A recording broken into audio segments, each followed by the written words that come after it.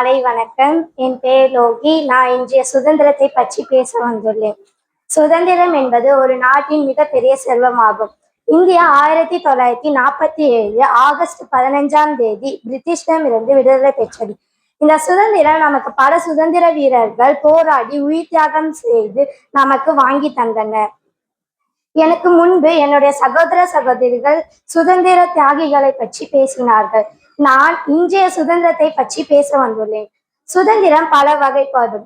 மத சுதந்திரம், பேச்சு சுதந்திரம், உரிமை சுதந்திரம், மனித சுதந்திரம். இது போல நிறைய சுதந்திரம் உள்ளன. இன்றைய காலகட்டத்தில் இந்த சுதந்திரம் நமக்கு கிடைக்கின்றதா? இது ஒரு கேள்விக்குறியாகவே இருக்கிறது.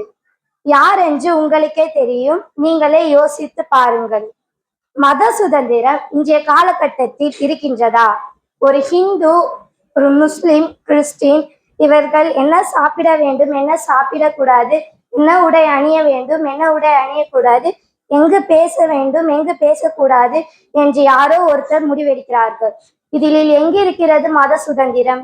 இது ஒரு ஜனநாயக நாடு என்று கூறுகிறார்கள். ஆனா எங்கு இருக்கிறது பேச்சு சுதந்திரம்?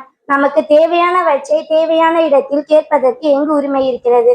இதற்கு ஒரு எடுத்துக்காட்டு தில்லியில் நடந்த மாணவர்களின் நீட் தேர்வு போராட்டமே சாட்சி. இன்றைய நாட்களில் மனித உரிமை எங்கு இருக்கிறது? யாராவது சொல்ல முடியுமா? ஒரு பெண் சுதந்திரமாக நடந்து போக முடிகிறதா? இதற்கு எத்தனையோ சம்பவங்கள் இருக்கின்றது. ஒரு ஆண் அவன் விரும்பியது தொழிலாக இருந்தாலும் சரி, படிப்பாக இருந்தாலும் சரி, அவன் ஆசைப்பட்டதை செய்ய முடியவில்லை. இதற்கு காரணம் என்னவென்று நினைக்கிறீர்கள்?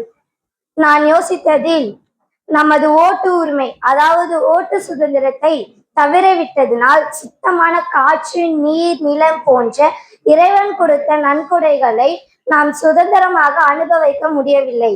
இதற்கு காரணம் நம் அண்டைய நாட்டிடம் தொழில் ரீதியாக அடிமைப்பட்டிருக்கிறோம். எடுத்துக்காட்டு, உணவு வேண்டுமா, ஸ்விக்கி, ஜொமேட்டோ இருக்கிறது.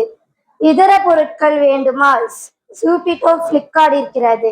உடைகள் வேண்டுமா, மீஷோ, அமேசான் இருக்கிறது. பயணம் செய்ய வேண்டுமா, ராபிட்டோ, ஊபர் இருக்கிறது. நாம் என்ன வாங்க வேண்டும் என்று இவர்கள்தான் முடிவெடுக்கிறார்கள். ஆகையால் சுதந்திரம் சுதந்திரம் சுதந்திரம் எங்கு இருக்கிறது?